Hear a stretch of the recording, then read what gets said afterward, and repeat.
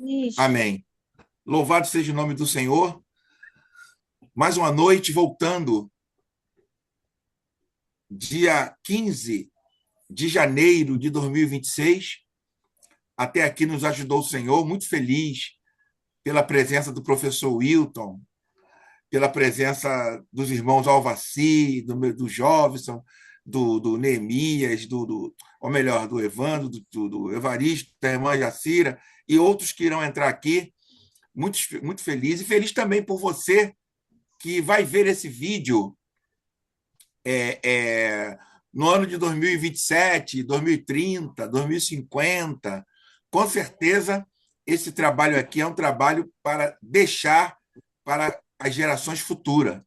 Então, eu queria louvar a Deus pela sua vida, glorificar o nome dele pela sua vida e iniciar com a oração, agradecendo a Deus. Senhor, te louvamos nessa noite, glorificamos o teu nome, porque estamos aqui como tua igreja, Senhor.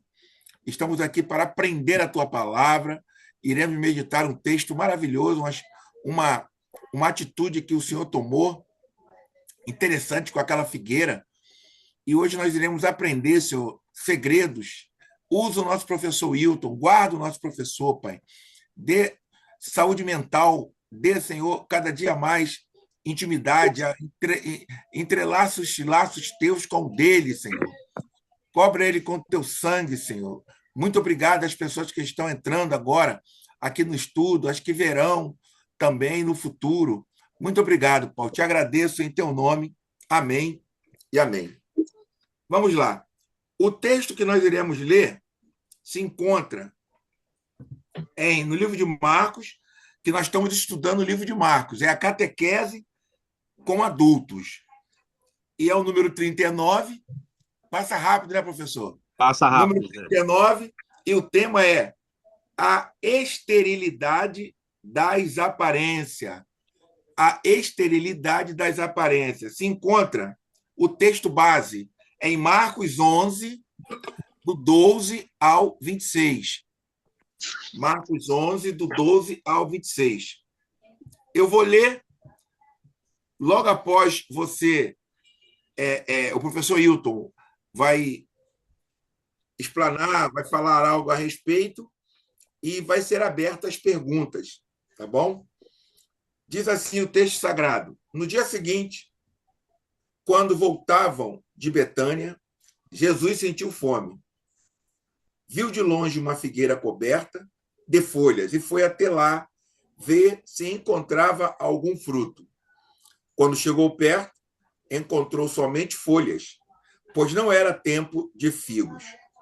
Então Jesus disse à figueira: que ninguém mais coma dos seus figos. E os discípulos escutaram o que ele disse. Chegaram a Jerusalém, Jesus entrou no templo e começou a expulsar os que vendiam e os que compravam no templo. Derrubou as mesas dos cambistas e as cadeiras dos vendedores de pombas. Ele não deixava ninguém carregar nada através do templo. E ensinava o povo, dizendo: não está nas Escrituras, a minha casa será chamada casa de oração para todos os povos? No entanto, vocês fizeram dela uma toca de ladrões. O chefe dos sacerdotes, os doutores da lei, ouviram isso e começaram a procurar um modo de matá-lo. Mas tinham medo de Jesus, porque a multidão estava maravilhada com o ensinamento dele. Ao entardecer, Jesus e seus discípulos saíram da cidade. Na manhã seguinte, Jesus e os discípulos, passando, viram a figueira que tinha secado até a raiz. Pedro lembrou-se e disse a Jesus: olha, mestre, a figueira que amaldiçoaste secou. Jesus disse para eles: tenham fé em Deus. Eu garanto a vocês, se alguém disser a esta montanha, levante-se e jogue-se no mar, e não duvidar no seu coração, mas acreditar que isso vai acontecer, isso acontecerá. É por isso que eu vos digo, é por isso que eu digo a vocês: tudo que vocês pedirem na oração, acreditem que já o receberam, e assim será. Acredite que já o receberam, e assim será. Quando vocês estiverem orando, perdoem tudo que tiverem contra alguém, para que o Pai de vocês, que está no céu, também perdoa os pecados de vocês.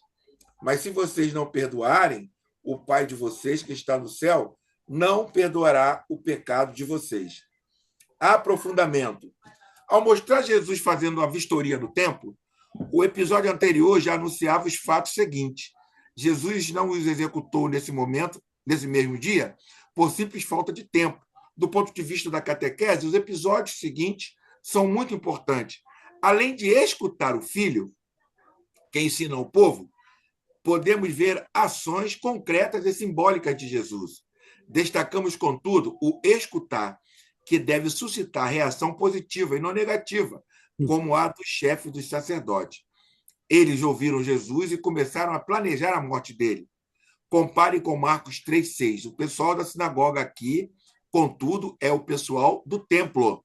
Aliás, é bom dizê-lo logo daqui para frente, sobretudo nos capítulos 14 e 15, teremos uma presença avassaladora desse grupo feroz, chamado de chefe dos sacerdotes. Já haviam comparecidos em 2 anúncios da paixão, quando Jesus ainda estava longe de Jerusalém do templo. Agora, pela primeira vez, eles o escutam, e o resultado disso são planos mortais.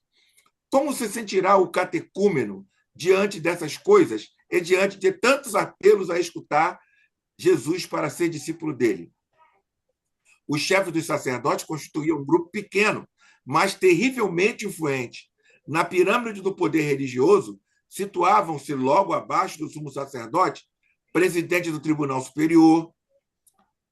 Leia logo Marcos 14:53 e confira as manobras desse grupo na história da paixão e morte de Jesus. Jesus, portanto, está no templo, centro da vida religiosa, política, econômica e ideológica do povo judeu. E enfrenta nada mais, nada menos que os detentores desses poderes. E nessa linha que devemos entender, o cuidado de Jesus para não passar a noite em Jerusalém. Todavia, não devemos perder de vista também os grandes temas do episódio anterior e de todo o Evangelho. Jesus é rei, Messias e juiz. O tribunal que procura condená-lo à morte será desmascarado como promotor de injustiças causadoras de morte. Tudo se concentra num dia o retorno a Betânia, onde provavelmente Jesus tinha uma casa, tema abundantemente sublinhado antes. Nota-se a precariedade da alimentação nesta casa. Ao sair dela, em direção a Jerusalém, Jesus sentiu fome e procurou uma figueira, sem se interrogar a respeito do proprietário. O tema da fome já apareceu em Marcos 2:25. E saciá-la é um direito inalienável. Marcos montou esse episódio segundo o esquema sanduíche. Figueira no início, Marcos 11, 12 ao 14, e no final, Marcos 11, do 20 ao 21, com o episódio do templo como recheio, Marcos 11, 15 ao 19. A instrução personalizada dos discípulos parece afastar-se do tema, contudo, pode-se relacioná-la ao episódio dessa forma: a fé, a oração e o perdão. Essas 3 coisas interligadas tornam fecunda a nova figueira, representada pela comunidade dos que seguem Jesus. No Antigo Testamento, às vezes, a figueira é símbolo de Israel. E o mesmo acontece aqui. Entende-se, portanto, por que Jesus vai lá fora da época procurar frutos nessa figueira? E que o povo de Deus não pode ser como uma árvore. Pelo contrário, toda época é tempo de frutos. Porém, visto que só aparecem as folhas, a sentença é drástica, que ninguém mais coma dos seus frutos. Dito em outros termos, o povo de Deus e o templo deveriam ser ponto de atração para todos os povos que sentem fome de Deus. Mas o templo e o povo que ele representa traiu sua vocação universal, tornando-se uma toca de ladrões, onde o povo é expoliado em nome de Deus e da religião. É a traição do desejo que os povos expressam em Zacarias 8, 23. Se perder essa função, seu destino é secar completamente e desaparecer. A expoliação em nome de Deus e da religião aparece em algumas breves cenas, levantando a suspeita de que a corrupção religiosa não é menor que a política. Vender e comprar câmbio, vendedores de pombas, carregar coisas através do templo. Essas atividades estavam ligadas ao sumo sacerdote e chefe dos sacerdotes, que lucravam com a venda de animais para os sacrifícios, aluguéis e câmbio. O preço dos pombos em época de festa, estamos à porta da Páscoa judaica, ia às nuvens. A moeda que entrava no templo era o tetradracma de Tiro, imune à inflação galopante daquele tempo. Usando um padrão de nossos dias, podemos afirmar que se tratava da dolarização do culto. Muito bom isso, hein? Deve-se lembrar que, para a Páscoa, chegavam a Jerusalém peregrinos do mundo todo. Entre seus líderes estava o pagamento do imposto do templo. Entre seus deveres estava o pagamento do imposto do templo, trocando suas moedas inflacionadas pela moeda tíria. Daí a presença dos cambistas, que retinham 8% do valor da transação como pagamento do seu trabalho. O pessoal do templo pouco ligava para o fato de estar entrando em seus cofres uma moeda pagã com efígie de divindade estampada, coisa proibida pela lei. Compreendemos, então, várias coisas. A figueira, antes coberta de folha, agora está seca até a raiz. A fúria mortal do chefe dos sacerdotes, atingido no coração, bolso, pela ação de Jesus. É a admiração da multidão que sofria com essa situação. Mas agora fica maravilhada com seu ensinamento. A expressão recorda de perto a reação do povo diante do primeiro exorcismo de Jesus, em Marcos 1, 22, 27. Marcos registrou as palavras desse ensinamento de Jesus. O momento é importante. Invoca-se testemunho do Antigo Testamento, concretamente Isaías 56, 7. Casa de oração para todos os povos. E Jeremias 7, 11. Toca de ladrões. De um dia para o outro, a figueira vistosa, porém estéril, secou. Será o fim de tudo? Mais adiante, falando da concretização desse fato, Jesus dirá: essas coisas devem acontecer, mas ainda não é o fim. Surgirá nova figueira, que terá como característica ou centro de sua vida não um templo, mas a adesão incondicional a Jesus. Fé, uma fé que vem do mais profundo da pessoa. Nota-se a referência à oração, que não depende mais de uma realidade ultrapassada. Deus não se encontra no templo. O perdão é apresentado como algo que dá eficácia à oração. Marcos não registra o Pai Nosso de seu evangelho, mas nem por isso omitiu o perdoai-nos, como nós perdoamos, temas abundantemente desenvolvido em Mateus 18. Amém, meu professor? Fique à vontade. Amém. Boa noite, irmãos e irmãs, a graça e a paz do Senhor Jesus.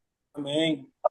Como Isaías falou, é uma alegria a gente retornar mais um ano, já caminhando aí para a parte final da nossa catequese, né?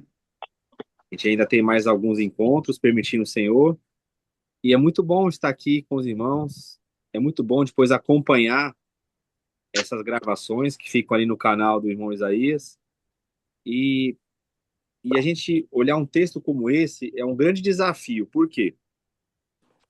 Porque ele é um texto bem localizado, ele tem um cumprimento totalmente no seu tempo, ele tem toda uma dinâmica que foi colocada nessa estrutura de texto para mostrar qual o impacto da vida de Jesus na religião e na política de seu tempo. Só que enquanto o irmão Isaías estava lendo o texto bíblico e o comentário, não tem como nós não considerarmos que o que está sendo lido, que foi algo cumprido no seu tempo, é muito semelhante aos nossos dias. Não tem como a gente não olhar esse texto e já fazer uma contextualização com o nosso tempo. Eu achei muito interessante a figura que o comentarista ele usa, quando ele vai falar do texto, ele chama de sanduíche, né? Porque é a questão da figueira, aí tem o templo como recheio, aí depois vem a figueira de novo. Nessa passagem, os comentaristas eles chamam isso de tríptico. Tríptico. O João deve lembrar disso lá na estrutura de texto, é o tríptico. Então você tem uma passagem, aí você vem depois com a passagem principal, e depois você volta com a primeira passagem, formando um conjunto, que é igual um sanduíche mesmo. Foi muito legal essa imagem usada. Por quê? O assunto aí é o templo. Quando fala da figueira, a figueira só está servindo como referência de um ato. É a única coisa que Jesus ele amaldiçoa no Evangelho. É a figueira. E é muito interessante, no meu caso, a figueira, porque eu moro num bairro chamado Figueira. E aí o pessoal sempre faz essa brincadeira, fala, o Wilton mora na figueira. A figueira é a única coisa que Jesus amaldiçoou na Bíblia. Mas a figueira, ela só é uma figura de suporte, de apoio. Porque a questão toda aí é o templo.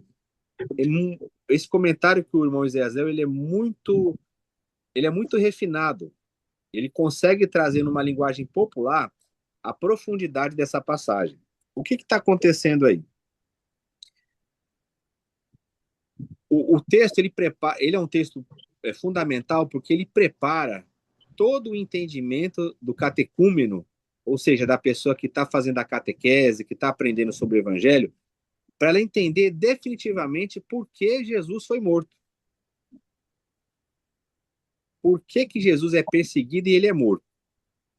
Isso no Evangelho de Marcos, porque a gente aqui está estudando Marcos.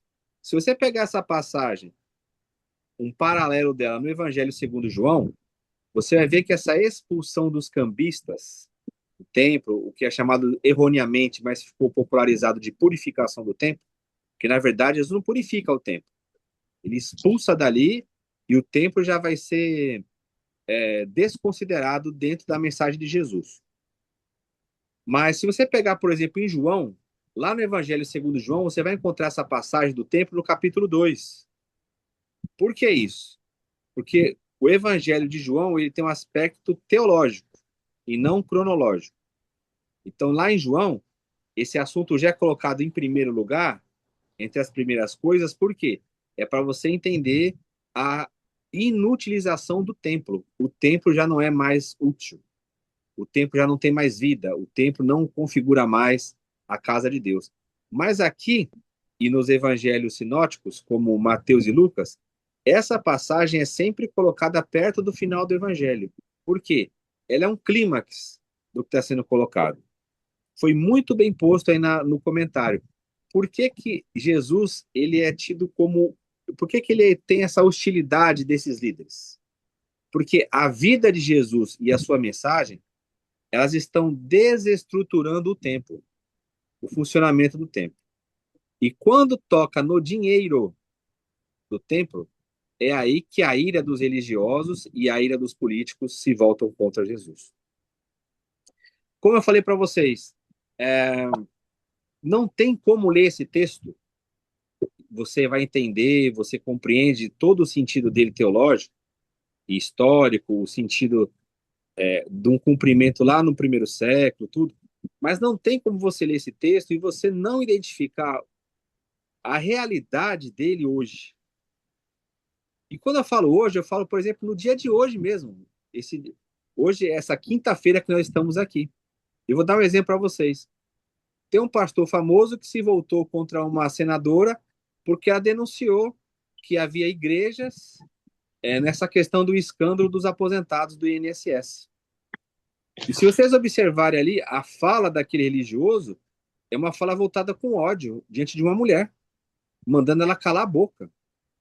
Ou seja, é uma fala agressiva de um líder religioso contra uma mulher, né, contra uma irmã na fé, silenciando aquela mulher, mandando ela calar a boca, porque ela está fazendo o trabalho dela como senadora. Então é alguém que está muito mais preocupado com a aparência, e aí vocês vão entender por que eu estou falando isso.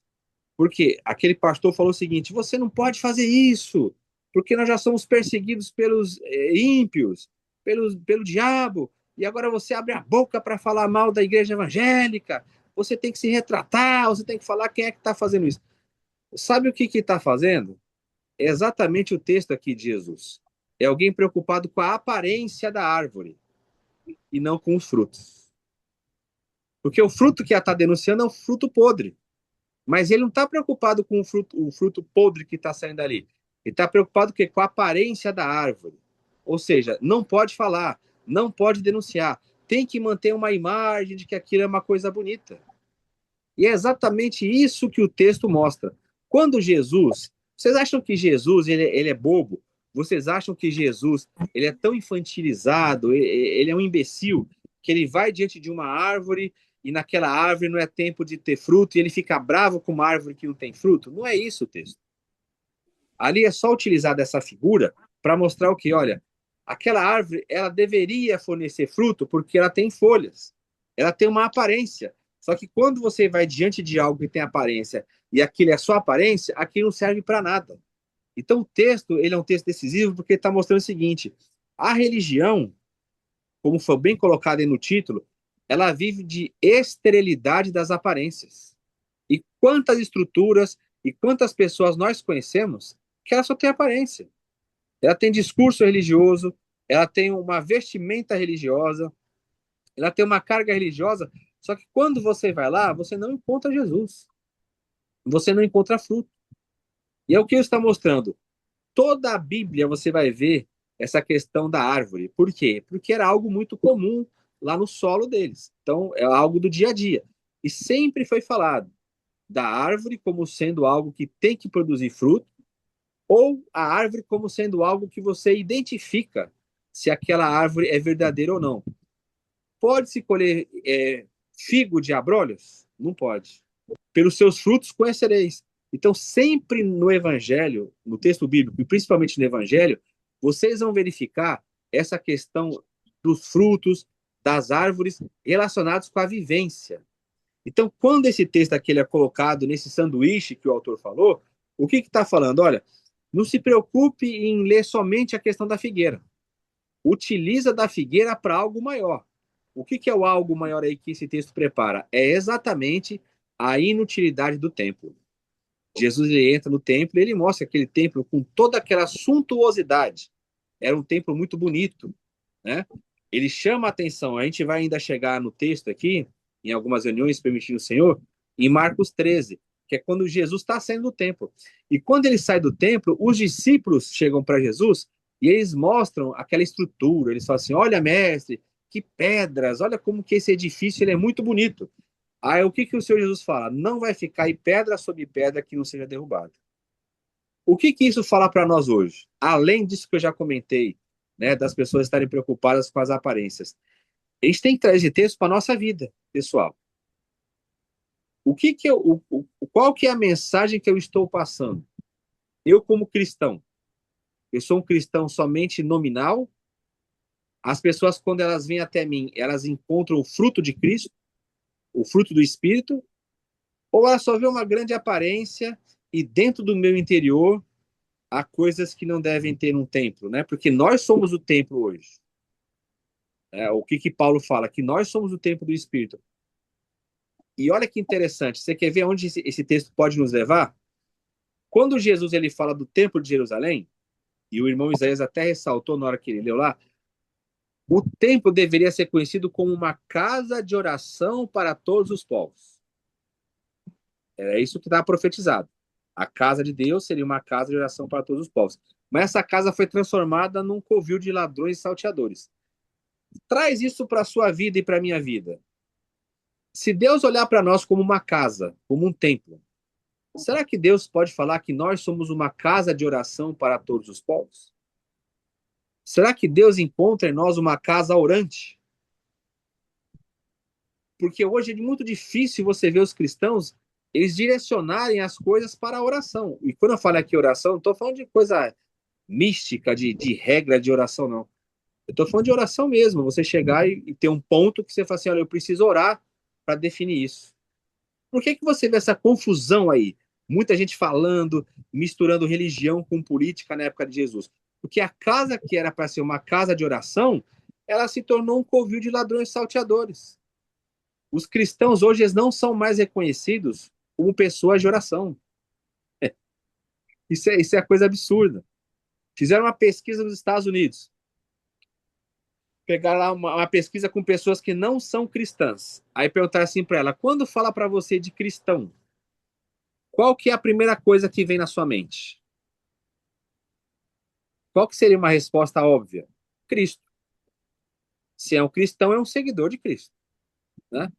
Bondade, amor, perdão, Partilha, misericórdia. Oi? partilha. Partilha, comunhão, amizade, justiça. São coisas relacionadas ao evangelho. Aí, sabe qual foi o resultado da pesquisa? 91% das pessoas que responderam que não são cristãs falaram assim: quando eu penso em cristão, eu penso em alguém que é homofóbico. Alguém que é homofóbico. Aí você fala, não está batendo com Jesus isso. Por que, que as pessoas estão olhando para nós e vendo em nós homofóbicos? É isso que o reino de Deus é? É isso que eu olho para Jesus e falo assim: quem era Jesus? Ah, Jesus era um homofóbico. Não tem como ser Jesus isso. Porque você não vê isso em Jesus. Você vê Jesus, tudo isso foi falado aqui por vocês, o Isaías comentou. É isso que você vê em Jesus. Você fala assim: quem é Jesus? Aí você fala, até quem não é cristão fala, Jesus foi um homem maravilhoso, o problema é o povo dele, né? O pessoal fala assim: Jesus é bom, Jesus é amoroso, Jesus é perdoador, Jesus. Mas se Jesus é assim, eu tenho que ser assim, porque eu sou um seguidor de Jesus. Só que quando a pessoa olha para mim e ela não vê Cristo, sabe o que está acontecendo? Ela está vendo uma árvore que é cheia de aparência, mas que não tem fruto. Por isso que esse texto é muito difícil. Esse texto aqui, ele é muito fácil chegar para vocês e falar: ah, Jesus está condenando o templo lá, os religiosos, eles eram malditos mesmos, eles abusavam do povo, Jesus acabou com a religião deles. Isso é fácil. Só que quando a gente traz para nós, aí eu pergunto: será também que a gente não está nessa categoria religiosa daquele povo? Será que eu também não falo em nome de Deus? E quando as pessoas olham para mim, elas veem uma árvore, e quando elas veem uma árvore florida, e quando chega perto de mim, opa, vou ter amizade com o Hilton, eu vou frequentar a casa dele, eu vou ter uma proximidade. Aí quando a pessoa chega perto de mim, o que, que ela vê? Não tem fruto. Ela só vê uma pessoa amargurada, uma pessoa que usa da religião para criticar as pessoas. Ontem eu participei de uma live, e aí tinha um rapaz lá que entrou, ele começou a detonar a moça lá que estava fazendo a live, né? Aí ela tava vendo, tal, ela me entrevistando, aí ele marretando ela. Aí eu cheguei e comecei a direcionar a minha fala para ele. E aí no meio do assunto lá, eu falei assim, eu não queria fazer isso, mas acabei fazendo. Eu falei, sabe o que acontece? O problema não é o pensamento dela, porque se ela acredita que Paulo é grande ou não, se Paulo era inspirador, não, isso não importa. Isso tem a ver com o pensamento dela, isso não pode me ferir. Sabe o que que você está aqui despejando essa sua apologética, entre aspas? É porque você é uma pessoa infeliz. Porque uma pessoa que é feliz em Deus, ela não está preocupada em ferir o próximo. Mesmo que ela discorde do próximo, ela não vai ferir o próximo.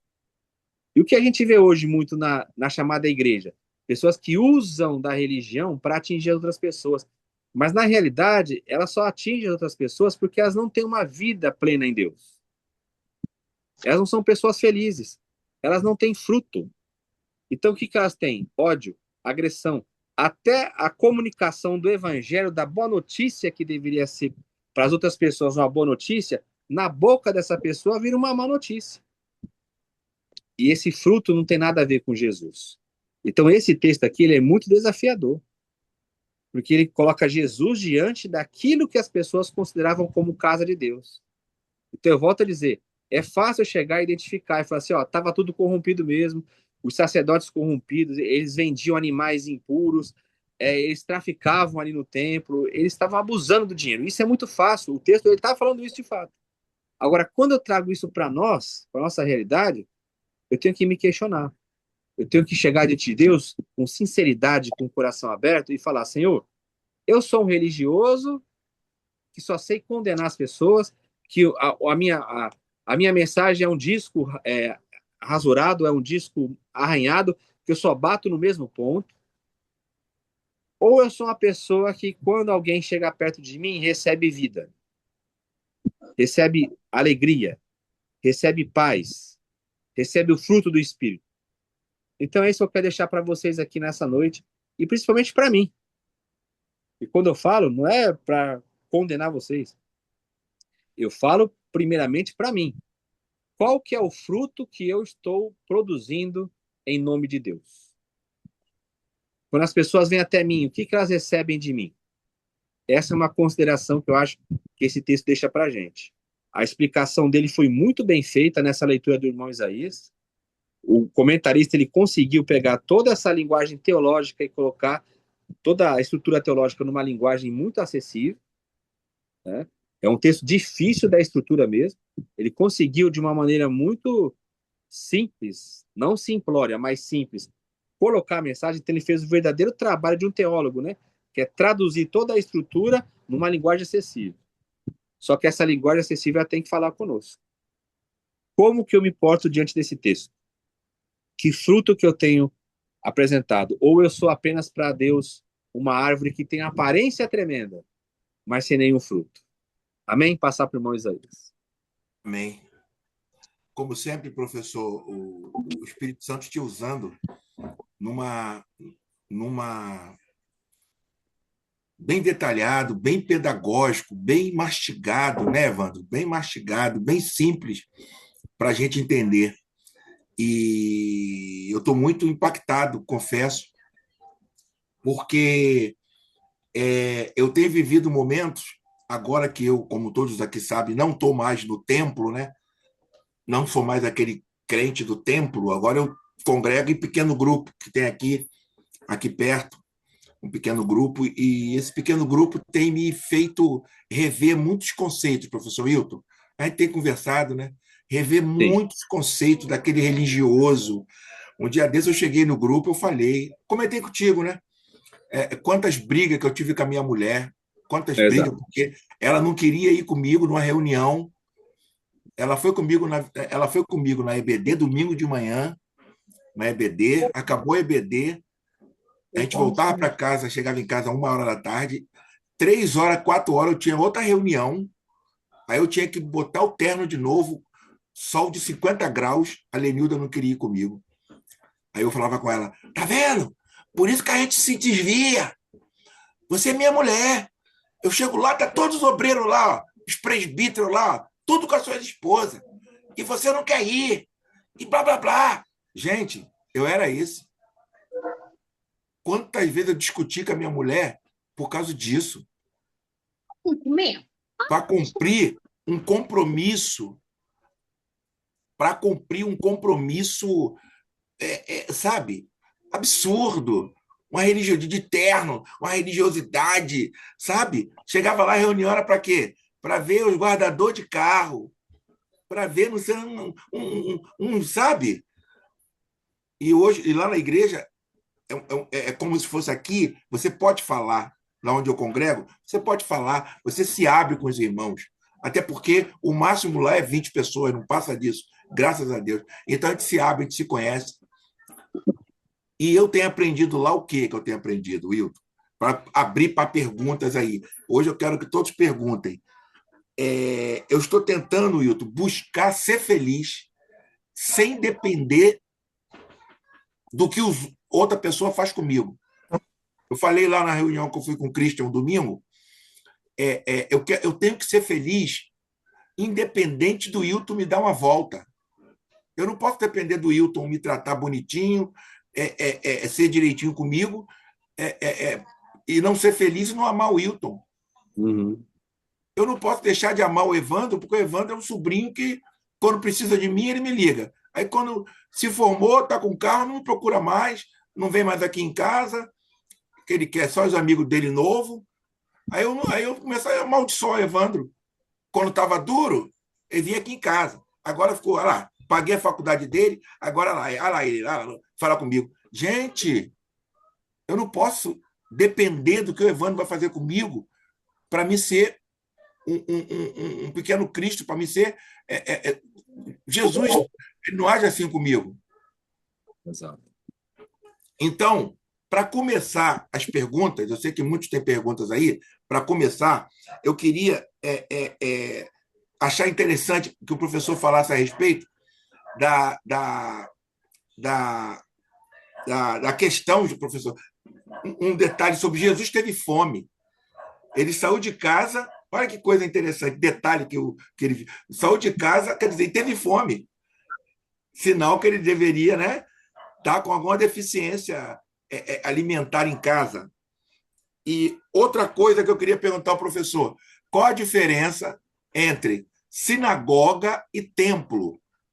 Essas perguntas eu faço porque esse vídeo vai ficar para a posteridade e aqui tem muitas pessoas que não sabem essa diferença da sinagoga e do templo, essa diferença. Legal. E uma outra consideração que o professor pode fazer: o professor não acha que Jesus foi meio grosso, deselegante em chamar aquele povo de toca de ladrões? Imagina eu chegar, toca de ladrões e assaltantes, né? Imagina eu chegar, professor, numa igreja hoje e falar: vocês aqui estão tudo envolvidos aí no roubo do INSS, aqui é a troca de aqui é uma toca de ladrão e de ladrão e traficante. Não é grosso isso, professor? Por favor. Muito legal. Vamos começar então pela primeira, né? A fome é uma chave de leitura, sem sombra de dúvida. Se você pegar a questão da fome e você começar a traçar desde lá do começo do evangelho, é uma chave de leitura que vai chegar no seu auge. Então, é uma leitura histórico-social que é válida também. Você analisar essa questão da fome, como que Jesus trabalhou essa questão da fome. E principalmente nos mandamentos, onde ele fala que os discípulos mesmo deveriam dar de comer para as pessoas. Só que, infelizmente, a mentalidade religiosa, política das pessoas, se você falar isso, elas vão confundir isso com ideologia de esquerda, com comunismo, socialismo, enfim, uma ação social, né? Como se cuidar do ser humano fosse algo restrito ao campo político. E Jesus não dependeu da política da sua época para fazer isso. Nós dependemos. Nós buscamos aliança com prefeitos, governadores, deputados, para fazer algo que o evangelho coloca na nossa mão. Então, Jesus, ele naquele ambiente da pobreza ali, ele foi alguém que ele compartilhou da fome do povo. Eles falam que ele foi tentado quando ele teve fome. Né? Então, é uma chave de leitura assim muito interessante que você colocou, que o Evangelho de Marcos, ele, se você quiser fazer um estudo devocional ou até exegético, pode pegar lá a questão da fome ao longo do Evangelho e você vai encontrar esse ápice aí, Acho que que é algo, os discípulos entraram no local também, pegaram espiga, não foi? sem dúvida. Ali é uma coisa de pessoas pobres mesmo, sem sombra de dúvida. Sinagoga e templo. Havia somente um templo principal de Jerusalém, tinha templos em outras localidades, né, como Samaria, tudo, mas o templo principal era o templo de Jerusalém. Esse é o contexto aqui da nossa passagem.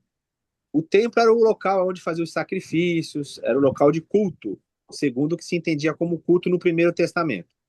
Já as sinagogas eram diversificadas, elas ficavam nas cidades. Então, vamos chamar assim, as sinagogas eram mais como um centro de convivência, onde tinha a leitura da lei, né, onde tinha as explicações, onde as pessoas se encontravam. Era mais uma... Reunião de Isso, pessoas em casas, era reunião isso. de pessoas. Era a reunião. É um evento mais social, que tinha um aspecto religioso, sem sombra de dúvida, do que o templo. O templo já era direcionado para a questão até de sustentação nacional, né? Porque dentro do templo ficava também o recolhimento de impostos, aquelas coisas todas. Então, o templo funcionava como um grande centro de manutenção nacional, tanto religioso como político. Por isso que você sempre vai ver essa ambiência aí sempre cercada de religiosos, políticos, né? De pessoas influentes no templo, porque é onde circulava o dinheiro grosso deles. A questão de Jesus. Essa questão de Jesus ela foi embaraçosa também para os primeiros discípulos. Porque a sua pergunta assim, será que não foi muito grave isso? Ela foi embaraçosa por quê?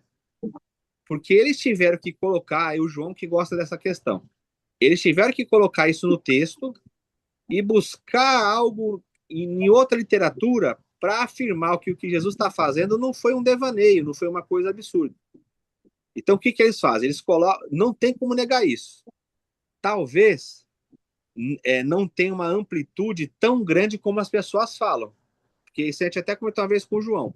Se fosse algo tão forte que ele fez, ele sairia dali morto ou preso já, né? Apesar que o relato mostra que houve uma certa perseguição. Então, há uma dúvida. O que existe é o seguinte: o relato ele é histórico, porque ele é embaraçoso, né? Essa é uma regra da exegese. Quando você sabe que é um relato histórico ou teológico, é quando você verifica que causa um embaraço. Por exemplo, o batismo de Jesus, esse você pode afirmar que ele é histórico, porque se ele é batizado por João Batista tem a preeminência. Então, isso era um escândalo na época.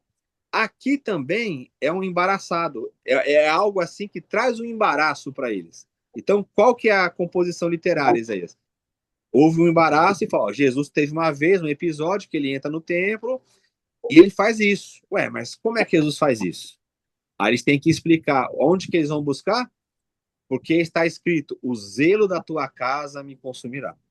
Então eles pegam algo lá do Primeiro Testamento, da profecia, e aplicam a Jesus. Porque o texto ele é construído exatamente assim. Tem um evento, não é as pessoas acham que é o contrário. É como se fosse assim, pega o Primeiro Testamento e já vai colocando Jesus em cada passagem. Não é isso. Você tem a história que acontece lá nas comunidades, e aí você tem que embasar aquilo em algum texto do Primeiro Testamento. Pode até aparecer coisa ilógica para a gente no primeiro momento, mas é o que eles faziam.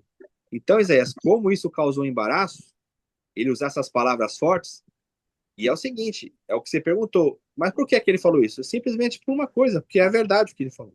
A gravidade, né? A A gravidade. gravidade. E por que ele fez isso? Qual que era a autoridade? Aí eles vão ter que recorrer ao Primeiro Testamento. Porque lá com os judeus, era assim, tinha que pautar na escritura. E eles encontram a passagem que fala, né? Aí lembrar assim, o zelo da tua casa me consumirá. Amém. Vamos lá, perguntas, perguntas. Evandro está louco para perguntar. Evandro, Interessante. Não, por favor, Evandro, pergunta. não é muito bem uma pergunta em si, mas realmente um comentário, porque realmente quando eu lia, né, a Bíblia, realmente, eu não entendia completamente. Eu ainda estou tentando compreender um pouquinho ainda mais claro essa passagem, porque o que sempre me causou era o X da questão para mim, que eu não conseguia decifrar esse X, é que ainda está escrito que não era a estação de figos. Porque, tipo assim, Jesus estava lá passando, né? E ele estava com fome, e ele viu essa árvore de figos e se aproximou.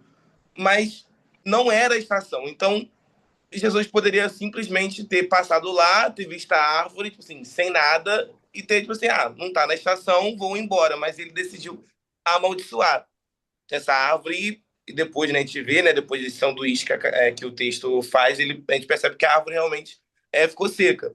Mas depois dessa explicação que a árvore traz essa simbologia, né, de nós e como nós, às vezes, não passamos a mensagem de Cristo realmente, né, que estamos vendo de aparência, mas eu ainda tô com esse pequeno X ainda, que, tipo assim, não era na estação, tá entendendo? Não era realmente para ter dado fruto. Isso. Não, Exato. não era para ter Exato. dado Legal, legal. fruto. Então, Ainda... vamos... é o Evandro, né? O É. Christian tá aí. Fala, Christian, tudo bem? O Christian tá aí também. Beleza? Então vamos lá, Evandro.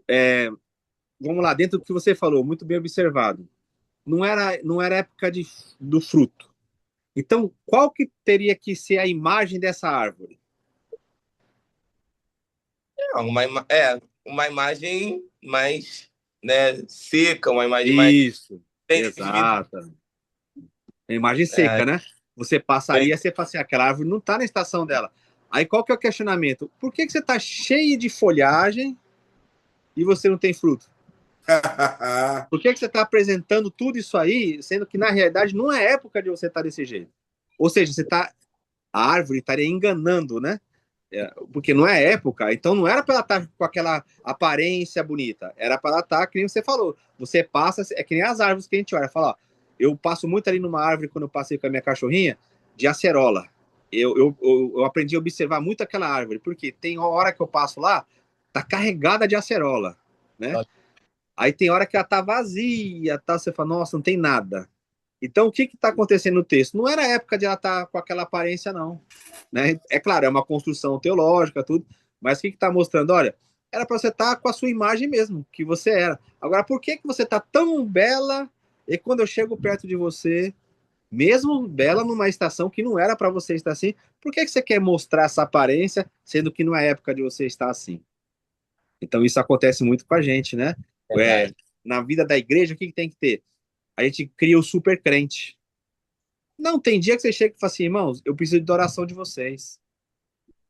Aí, como eu sou religioso, eu quero me aparecer sempre bem, aí é uma avalanche que cria. Por quê? Foi colocado isso, você não pode passar dificuldade, e você tem que estar sempre bem. Não, tem dia que eu falo assim, irmãos, olha só, hoje eu preciso da oração de vocês. Hoje eu estou aqui, fazer que nem aquele homem falou diante de Jesus, Senhor, me ajuda na minha incredulidade. Amém. É a sinceridade. Do que eu ter uma aparência e por dentro tá podre. E por dentro tá vazio. Aí fala, por que você quer manter uma aparência? Não é época que você tá isso. A Bíblia fala mesmo que nós temos vários tempos. Tem tempo que é de você se alegrar, tem tempo de você chorar, tem tempo de você plantar, tem tempo de você colher. Por que você quer estar sempre com essa. Você quer enganar quem? Deus não é. Então é o povo. Você quer mostrar para o povo uma aparência que você não tem. Então a época ali é como você bem leu. Não era a época de ela estar desse jeito, mas ela se apresentou assim. Aí sabe o que Jesus falou? Então eu vou colocar você no período que era para você estar seca. Porque você quer só apresentar uma aparência e o fruto não tem. Então não é para você estar desse jeito. Então eu vou botar você direitinho. Qual que é o momento que você tem que estar agora? Seco. Então você vai secar. Amém. E a igreja, e a igreja hoje, ou sempre, ela foi sempre viveu de aparência. Principalmente quando você é líder do ciclo de oração, quando Exato. você é pastor. É um assinte, é um absurdo um pastor chegar para a igreja e Isso. falar que você precisa de oração porque você brigou com a tua mulher. Exato. Que? Exato. Nunca você vai ver um pastor fazendo isso. Ele vai botar aquilo para debaixo do tapete, vai dar um sorrisinho, Isso. a mulher subjugada, vai ficar rindo, sofrendo que só, não é?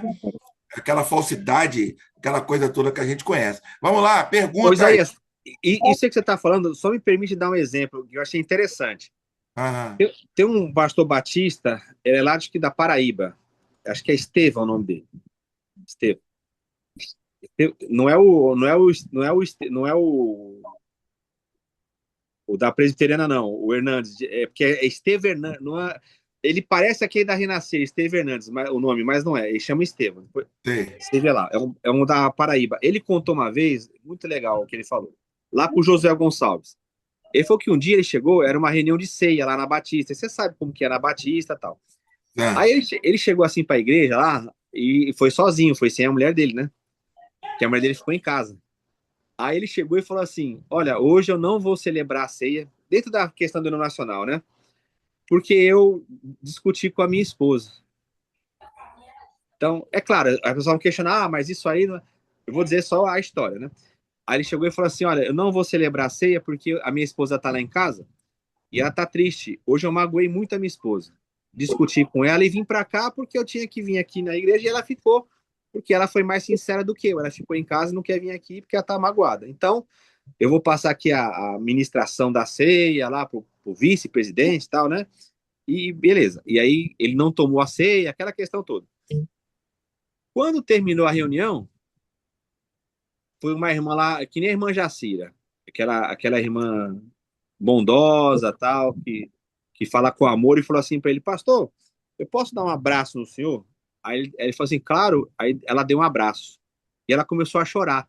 Aí ele pensou que ela estaria chorando pelo fato de ele ter errado, tal, né? Aí ela falou assim, sabe por que eu tô chorando e abraçando o senhor? Porque eu vi que o senhor é humano. Eu vi que o senhor é humano igual a mim.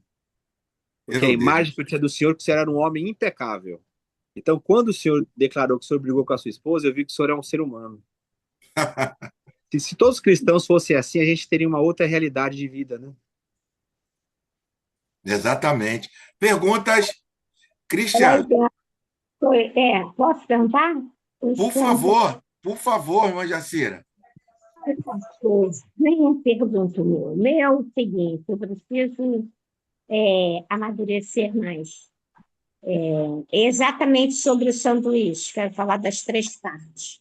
A parte, a, a primeira parte é a figueira, me ajudem, pastor, o Hilton e o Isaías. Primeira parte é a figueira toda bonita, agora eu entendi por que que Jesus não gostou, porque ela estava bonita demais para a época. Uhum. Tá? Com aparência. Então, ali era o problema da aparência, que é difícil de entender nesse texto, né? É. Para quem não tem o conteúdo que os senhores têm. Muito bem. Para quem é iniciante, a segunda parte é o templo, que é o principal, que isso aí é fácil de entender, é aquela cachorrada lá dentro do templo, né? Uhum. Realmente, os sacerdotes deveriam preservar o templo, fazer o contrário, desonrando a casa de oração. Essa é a verdade. Ali é uma desonra à casa de oração, porque Sim, eles estão o quê? Vendendo coisas em um preço exorbitante, né? E exato. estando todo mundo ganhando. Se fosse ainda doando, ou vendendo porque estava mais próximo, coisa e tal. Assim, para facilitar o povo de não precisar de trazer de tão longe, de jeito que não tinha carro, não tinha nada, né? Antigamente. Imagine trazer um boi lá dos Confundé de Judas. Está me entendendo o que, que eu quero falar, Sim, pastor? sim. Uhum, uhum. Facilitar. Se fosse nesse sentido, ainda assim, mas nem isso. Era no sentido de conseguir dinheiro mesmo, mais e mais dinheiro, uma forma de roubar, furto, aumentar tributo. E depois, a terceira parte do sanduíche, que é a última, né? Novamente a figueira, mas aí eu acredito, não sei se é isso, é aquelas novas figueiras que Jesus fala assim: depois vão nascer outras figueiras, e até na vivência fala que tipo de figueiras que Jesus estava se referindo. Quando no texto eu li isso, eu não tive condição de responder a mim mesmo que tipo que ele queria. Mas eu acho que é porque eu não tinha feito esse sanduíche maravilhoso, que aí dá para entender perfeitamente, dá para quem foi coach, né? Uhum. Base do sanduíche, no trio, né? Isso. Todas as três coisas. Aí eu queria que você aprofundasse mais um pouquinho nisso, para ver se realmente é isso que eu entendi, ou se entendi errado, ou para corroborar mais isso tudo, para afirmar mais isso tudo. Eu estou atravessando aquela minha fase horrorosa, que ainda não saí da minha horrorosa.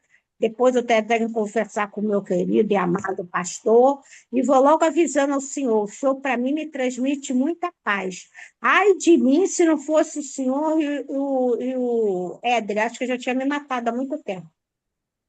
Porque tem hora que não dá É, vontade de viver a das senhora é uma minhas. benção.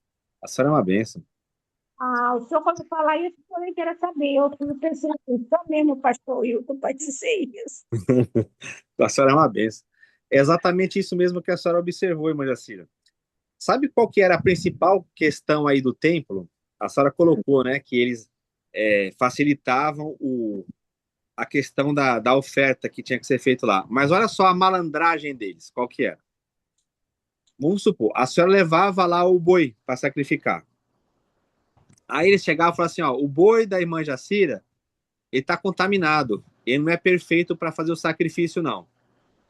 O que então a irmã Jacira tem que fazer? Então a senhora vai fazer o seguinte, a senhora vai deixar aqui comigo, e a senhora vai ali naquele açougue e compra lá o boi bom. Só que o açougue é da família deles. Então a senhora deixava o boi lá, ele não utilizado, aí a senhora ia e comprava o boi bom deles e levava para sacrifício. Aí a senhora assim, pronto, agora a senhora tá padrão. Beleza, deixa aqui que a gente vai sacrificar. Aí o que que eles faziam? Eles pegavam esse boi bom, devolvia lá pro açougue e sacrificava aquele boi, entre aspas, ruim que a senhora trouxe. Olha como que era. E isso não era somente naquele período. Se a senhora observar, tem um versículo em Malaquias. O pessoal lembra de Malaquias só no dízimo, né? Mas tem um versículo em Malaquias que ele é muito interessante. Os irmãos que estão com a Bíblia aí podiam ver, que é Malaquias capítulo 2, verso 3. Olha que texto forte. Malaquias 2, verso 3. O que Deus está falando aí? Que ele vai pegar o excremento, as fezes, e vai espalhar na cara dos sacerdotes. Porque que eles estavam oferecendo os animais impuros. Não é porque Deus é delicado ou porque Deus é vaidoso. Não é. É por causa dessa malandragem que eles faziam. Aí o que o senhor fala? Eu vou pegar a fezes desses animais que vocês estão me entregando aqui e eu vou esparramar na cara de vocês. Eu vou tacar Meu cocô Deus. na cara de vocês. Porque vocês estão oprimindo as pessoas. Esse era o esquema. Aí só imagina. Jesus, ele entra lá porque estão explorando o pobre. Eles estão usando da fé para matar com as pessoas. Eles estão enganando. Aí Jesus não aceita isso. E a senhora vê, o Amém. texto, ele dá muito destaque para quê? Para o pombo. Os cambistas lá que ficavam com os pombos. Por que o pombo? Porque o pombo era o sacrifício do mais pobre. Né? Lembra lá quando a família de Jesus foi oferecer lá o sacrifício? Eles levaram os pombinhos, as rolinhas, né? Para serem entregues. Então, é uma questão horrorosa que eles estão fazendo ali. Eles estão explorando muito as pessoas. Aí o que acontece? É o que a senhora falou. Então, se essa figueira está lá no monte, representa o templo, como que vão ser as novas? Aí é o que a comunidade faz. Não precisa mais ir lá fazer sacrifício. Agora é a partilha em comunhão. É a igreja, vamos chamar de igreja, né?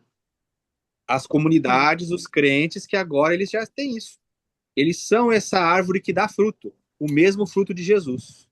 Né? Então, Amém. é uma estrutura muito bonita. Só que ela é muito bonita, mas ela está denunciando algo muito grave, como a senhora colocou aí. É algo muito opressor que está acontecendo. E é aqui que vai. Se você está mexendo. É como se fosse hoje alguém de peito aberto entrar nessa questão do INSS e começar a denunciar. O que a senhora acha que vai acontecer? Vai morrer. É o que vai acontecer com Jesus. Ele vai denunciar todo esse sistema, ele vai morrer. Exatamente. O professor, nada mudou. Tudo se resume ao dinheiro, né? Dinheiro, Ainda tem mamão. a questão do câmbio, aquele que morava no outro país, ia para lá, amarrava a moeda no braço, né, igual o Deuteronômio fala, chegava lá, aí tinha que cambiar, trocar moeda, trocar Isso, o real pelo euro. Aí o cara já, isso, na casa de câmbio já pegava uma porcentagem absurda. Tudo exato. em prol do dinheiro. Nada mudou. Hoje em É o dia mamão, seria a mamão. mesma coisa, é um mamão. E aqui nós observamos que o Sinédrio, que é o Superior Tribunal lá da Justiça, que era só de Isso, crente, Sinédrio, o sacerdote, o chefe, o sumo sacerdote, né? Não, é o sumo sacerdote, o chefe dos chefes, o sacerdotes. chefe do sacerdote, que eram os pastores presidentes, Isso. né? As Nada famílias ricas mudou. que tinham os latifúndios ali onde ficavam os animais. Exatamente, nada mudou. Nada mudou. Perguntas, vamos lá. Muito Pastor, obrigado, era irmã Jacira. Oi, Majacir. Obrigado, hein? essa gama, né? É até Muito Isso. a moeda obrigado. É a era moeda, irmã. A senhora É. vê. Olha aqui. Só que era o seguinte: se for entrar nisso aí da moeda que a senhora está falando, é algo muito mais profundo. O João ele já até uma vez abordou isso. Jesus, quando ele está lá no templo, lá que eles pedem uma moeda, Jesus não tem uma moeda. Só que Jesus manda eles trazerem uma moeda. E aquela moeda não era a moeda do templo, era a moeda que tinha a cara do César. Isso era um pecado terrível movimentar aquele dinheiro ali. Jesus pegou eles no próprio contrapé, porque tinha o dinheiro do templo. E aí ele fala assim: me traz aí uma moeda. Quando eles trouxeram, o que é? O que tem aqui? César. Não era a moeda do templo, era a moeda de Roma. Tava tudo corrompido, tudo. Jesus é maravilhoso. Perguntas? Fala, irmã Jacira. Fernando, peraí, meu amor. Isso Pode aí falar. o quanto eles pecavam e ainda se achavam santos. É aí que eu falo que dá vontade de pegar essa gente, fazer como atualmente, levar até o oceano lá, Ai, João. comendo essa toda, não tem jeito, não tem jeito. Não tem como transformar e orar e pedir, pedir, pedir. É muita corrupção junta, pastor. Muita corrupção. É como o senhor falou, um texto pequeno que parece ser claro, mas olha quanta coisa está escondido por debaixo dos panos. Eu pergunto ao senhor, e qual é o pastor que quer esclarecer isso? Outra coisa, irmã Jacira, eu sei que já está no tempo aí, né? Já deu 10 horas, mas outra coisa para a senhora pesquisar. Essa questão que falam da viúva aí, a viúva foi um exemplo de fé. Tem que dar uma olhadinha direito lá no texto. É, a da Não é, viúva. ela foi explorada. O que Jesus está falando ali, ela deu tudo, mas se olhar mesmo o contexto, eu sei que tem até alguns videozinhos hoje já rolando sobre isso, né? Depois estuda direitinho o que é aquela questão da viúva no templo, o que eles estão fazendo ali. Por quê? Os dízimos e as ofertas era para atender a viúva. E a viúva está dando tudo que ela tem, está sendo o contrário. Está percebendo que está ao contrário? Era para ela ter o apoio daquele pessoal para ela viver, porque ela é viúva e ela está dando tudo. Então, tem que olhar direitinho para não falar, que maravilha, a viúva deu tudo, oba. O texto não está falando isso, não. Isso é uma interpretação que deram aí. Hilário, tá complicado, Hilário. Tá complicado. Mas gente, eu louvo a Deus pela vida da irmã Jacira. Irmã Jacira, a senhora foi fenomenal. Fenomenal. Muito bom. Eu louvo a Deus pela vida de todos. Tem o Zac, que eu não sei quem é o Zac. Zac botou um aplauso aí, eu não sei quem é o Zac. É o Zac. Tem o Jobs, que está com o iPhone. O Bob, eu não sei quem é o Bob, mas deve ser amigo nosso aí, Bira. O Hilton, deve ser amigo nosso aí, o Bob. Sim. Tem o Christian e tem o Evandro levantou a mão. Você vai falar, pera um pouquinho. É sempre bom falar. Aqui nós temos que ter a liberdade para falar. E tem também o irmão Alvaci, tem o Evarista ali também, o nosso irmão Hilário. O Jobson está aqui também. Quem que é? Qual o nome desse irmão de óculos que é em Phoenix? É o Hilário. Hilário, isso, irmão Hilário. E tem o Cristian. Você conhece o Cristian, né, Wilton? Conheço, o Cristian eu conheço. Cristian é doutor na teologia. Ele o Cristian é fera. Homem sábio.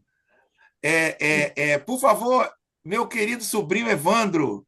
Não, meu pai quer fazer a pergunta. Fala para ele. Isaías, quero perguntar ao professor por que Malaquias 3:10 pede só do nosso trabalho 10%. Né? Professor, me explica como é que... O que é o Malaquias 3:10, né? Por que os líderes usam esse texto? Tem igreja que não está mais usando. Valeu, Evaristo. É muito legal essa pergunta do irmão Evaristo, por quê? Porque se vocês observarem, o texto fala assim, trazei todos os dízimos. Não era somente um, né? Então, assim, o que eram esses dízimos? Eles eram os impostos que eles tinham que pagar. Eram 2 impostos anuais e um imposto trianual, ou seja, a cada 3 anos. Então, daria mais ou menos assim, 23,33% da renda da pessoa se você fosse entregar todo ano. Era anual, é igual a que a gente declara o imposto de renda. Por isso que assim, trazei todos os dízimos à casa do tesouro. O que a gente faz isso hoje? Através dos impostos. Então, o que era esse dízimo aí? Ou dízimos? Eram os impostos que eles utilizavam para a manutenção da nação. Sustentação do templo, órfãos, viúvas, todo aquele trabalho. Não era dinheiro, era cereais, tal. Quando a pessoa morava muito longe do templo, o que o Deuteronômio fala? Você tinha que vender lá a sua colheita, e aí você deveria fazer o quê? Viver, se alegrar com a sua família, fala até para beber bebida forte com aquele dinheiro. Você podia fazer o resgate desse valor, quando você tivesse necessidade, ou seja, era um recurso para administrar a nação. Só que como essa questão política e religiosa era no templo, as pessoas levavam o dinheiro, o bem no templo. Hoje, onde que a gente entrega isso aí? Na internet. o banco, você devolve o imposto, você já paga o imposto na fonte. Então, era um imposto que servia para a manutenção da nação. Transformou-se depois isso aí em algo religioso, né? Além do imposto, colocaram que você deve dar 10% da sua renda. Mas o Novo Testamento, a partir da morte de Jesus, não fala sobre essa obrigatoriedade. Então, o compartilhar na vida da igreja, o que que é? É você ter a consciência no evangelho e você ajudar. Ajudar as pessoas, ajudar quem ensina você, ajudar. Se você está no local, por exemplo, você se reúne numa casa, né? O Isaías ele tem essa experiência. Ele se reúne numa casa, é um irmão que abre a casa para receber os irmãos para ter um estudo. Nada mais justo que alguém levar alguma coisa para o irmão lá, né? Ele tá pagando energia elétrica, Material de água, limpeza, levar material de limpeza. limpeza, levar água, É para levar usar lanche. dessa forma racional. E não está limitado a 10%. Porque, na verdade, né, irmão Evaristo, tudo nosso é de Deus. Não é só 10%. Toda a minha vida, eu sou um mordomo. Aí eu tenho que ter a sabedoria de administrar isso para o Senhor. Só que o que muitas igrejas fizeram? Botaram os 10% como sendo obrigatório para pelo menos ter uma taxa ali, uma obrigação de a pessoa sustentar aquela estrutura toda. Mas biblicamente não tem. Então, assim, pode ser mais até. Se você fala assim, poxa, eu vou lá na casa do irmão Isaías, eu vejo que ele ajuda as pessoas, sabe o que eu vou fazer? Que nem dizem que o cara da Colgate lá fazia. Eu vou tirar 70% do meu salário, já que eu ganho bem, e vou ajudar as pessoas mais necessitadas. Amém. Isso aí é do coração. O que Paulo fala? Cada um faça conforme propôs no seu coração. É o dom da liberalidade. Tem pessoas no corpo de Cristo que recebem muito mais recursos do que outros. Então, Paulo entendeu que isso é um dom de Deus também. Ele só não pode estar retendo para ele. Ele tem que entender que foi Deus que abençoou ele, ele vai abençoar os irmãos. Era para ser essa coisa bonita. Só que ele transformou numa doideira que se o cara não der, ele tá amaldiçoado, aí você fala, mas e a morte de Jesus na cruz? Não. Aí o cara fala, não, tem demônio que só sai quando você entrega o dízimo. Você fala, meu Deus. Não tem. Hoje em dia eu tô livre. Hoje em dia eu tô livre, graças a Deus. Claro. O Zac levantou a mão. Por favor, Zac. Obrigado, professor. Imagina, que é isso, gente. Boa noite a todos. A paz a todos. Amém. Louvo a Deus pela vida de vocês, tá? Tenho acompanhado pouco, mas pela internet eu assisto sempre. Eu só queria passar uma leitura que eu tenho desse texto dos vendilhões, né, que dizem lá no templo. A minha leitura no caso, é até mesmo para poder aprender, tá? Uhum. Era que eles praticavam o holocausto, as ofertas, entregava os animais como holocausto, né, como oferta para o perdão dos pecados. Então, e vinham de várias nações. O câmbio era para cambiar, porque às vezes vinha alguém com alguma moeda de outra nação e cambiava o dinheiro e comprava. Porém, o que eu entendo? Que você tinha que trazer do seu. Um bezerro não podia ter mancha, a pombinha tinha que ter uma certa característica também. E o povo também já não trazia mais o holocausto, já não trazia mais as primícias. Eles chegavam lá, compravam na porta do templo, cambiavam para fazer já essa oferta. Então, essa leitura que eu sempre tive, hoje eu aprendi mais aprofundadamente, era uma leitura errada? Agradeço a oportunidade. Não, Zac. Tá certinho. Porque se você vê, há uma crítica também para as pessoas que compravam ali. Também tem uma crítica no texto com relação a isso. É o que você falou. Se você observar o texto de Malaquias, o que está acontecendo, né? O povo também deixou de lado. Falou assim, já que não é assim que a gente faz, já que tem coisa errada, nós também não vamos ajudar. Só que tem muita gente sendo prejudicada nisso. Então também tinha essa parte do povo que ia, não era somente os sacerdotes. Os sacerdotes era a grande culpa, né? Porque eles que estavam fomentando isso. Mas o povo também entrou na onda. Porque o sacerdote em si era o líder, né? Eram os líderes. Mas os liderados também, fazendo assim uma análise ao Antigo Testamento, o povo tinha que levar a oferta, a primícia. Então, eu acredito que também aquela ira de Cristo é que eles estavam, além de tudo, descumprindo, e Deus também já não recebia mais aquela oferta. Embora no Antigo Testamento, no Primeiro Testamento, fala que Deus já estava cansado das ofertas de animais nédios, né? As ofertas Deus já não recebia mais isso. Tanto que veio Cristo, né? Mas Exato. esse fato de Cristo, naquele momento que parece ali que ele fica irado em si, também não seria nesse sentido? Ou a minha Também. visão é errada? Não, também. Porque o texto fala que ele vai contra os que compravam e os que vendiam. São as duas classes ali que estão sendo atacadas, exatamente. Agradeço aí. Deus abençoe vocês. Amém. E eu risquei aqui na minha Bíblia, Wilton, os que compravam. Eu não tinha reparado esse detalhe. E Os que compravam. compravam também. Eu risquei na minha Também. Bíblia. Então, concluindo aqui o nosso estudo, eu louvo a Deus pela vida de vocês. Eu creio que vocês gostaram. Eu creio que quinta-feira vocês estarão aqui de novo. Quinta-feira. Convide um amigo. E cada dia mais você vai aprendendo. Quinta-feira passada, ou melhor, ano passado nós aprendemos algo maravilhoso, que foi, nós estudamos Marcos 11, né, Wilton? Do Isso. 1 ao 11. Isso. Aí nós aprendemos aqui algo maravilhoso. Quando Jesus estava entrando, a entrada, Evandro, a entrada de Jesus em Jerusalém, quando a gente, o que eu tinha aprendido?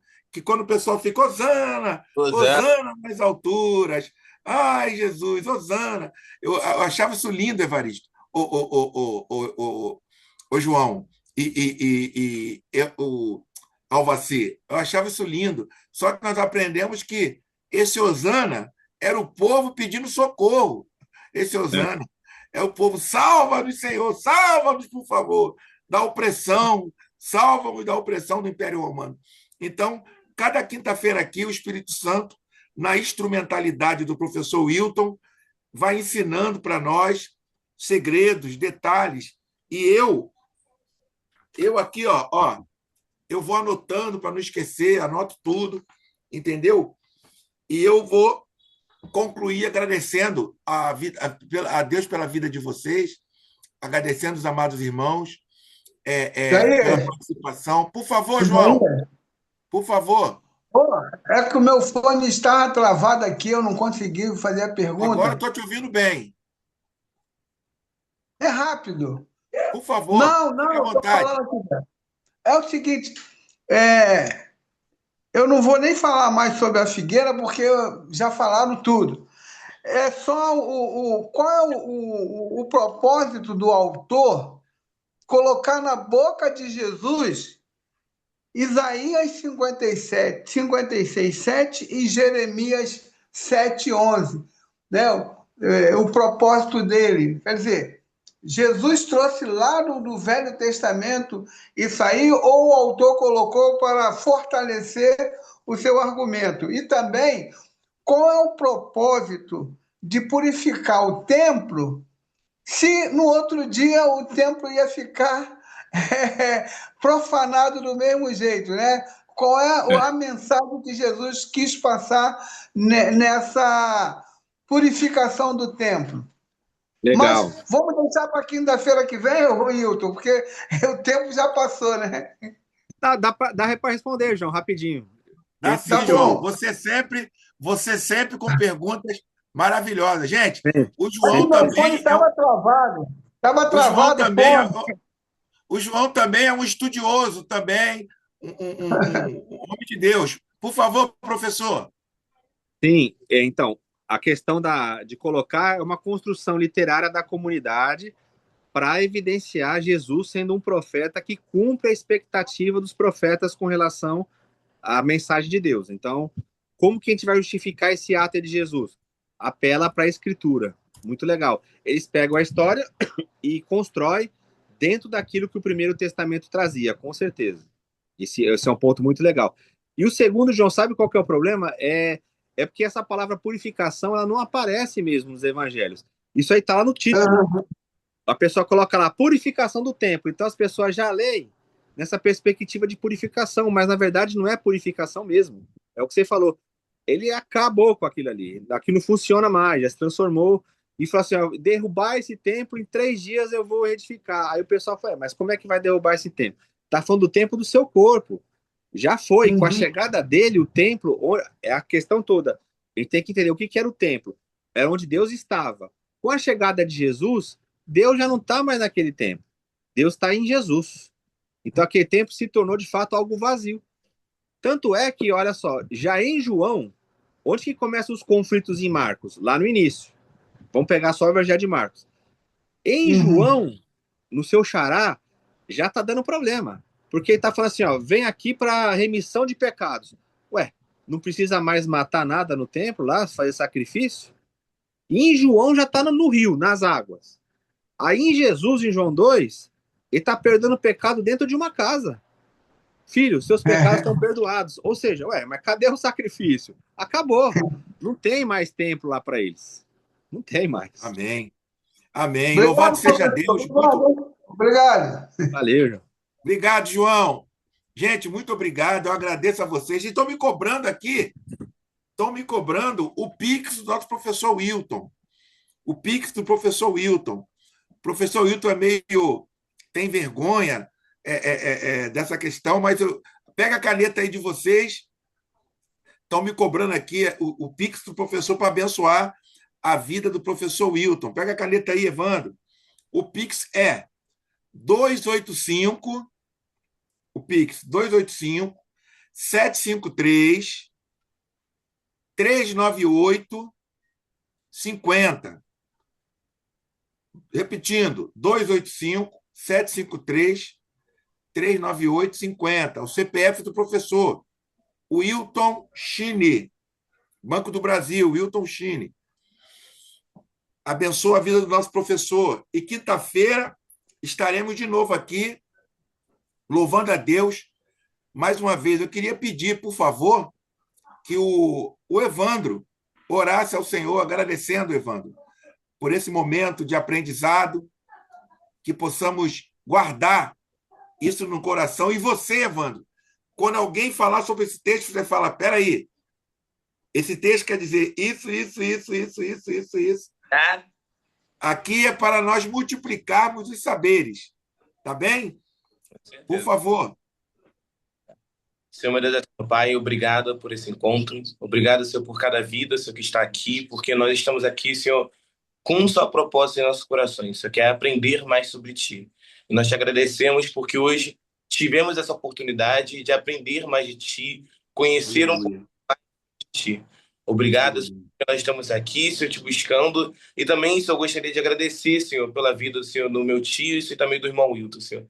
Continue guardando, Senhor, dando sabedoria, Senhor, para continuar, Senhor, nesse estudo, continuar, Senhor, nesse propósito que o Senhor deu no coração dele. Obrigado, Senhor, que hoje nós venhamos ter uma noite, Senhor, de sono em paz, Senhor, e amanhã um dia extraordinário em Tua presença. Muito obrigado, em nome de Jesus. Amém. Amém. Vocês estão aqui porque o Espírito Santo tocou vocês. Nós convidamos, eu e o Hilton, convidamos mais de 5.000 pessoas. Mais de 5.000. Mas as pessoas não priorizam o mais importante que Jesus fazia o tempo todo, que era ensinar. As pessoas não priorizam isso. Elas preferem estar em outros locais e tal do que estar aqui aprendendo. Como vocês viram aqui, não tem manipulação, não tem nada. É Bíblia pura. É ler o texto e ver o texto. Simples assim. Mas meu coração às vezes fica triste, mas eu não posso ficar triste. Eu tenho que louvar o Senhor, agradecer pela vida de vocês. Amém, Amém, professor? E assim Amém, seguimos. Agora, como sempre, vamos para o lanche. Vamos para o lanche. Porque o Christian trouxe o empadão. Opa. E o Evaristo trouxe o suco de goiaba. Maravilha. Suco de manga. Vamos pro lanche. Rapaz. Tchau. Vai. Agradecer aí o professor pela partilha, pelo tempo aí dedicado aí. Obrigadão aí a todos aí. Uma boa noite. Amém. Tô com Deus.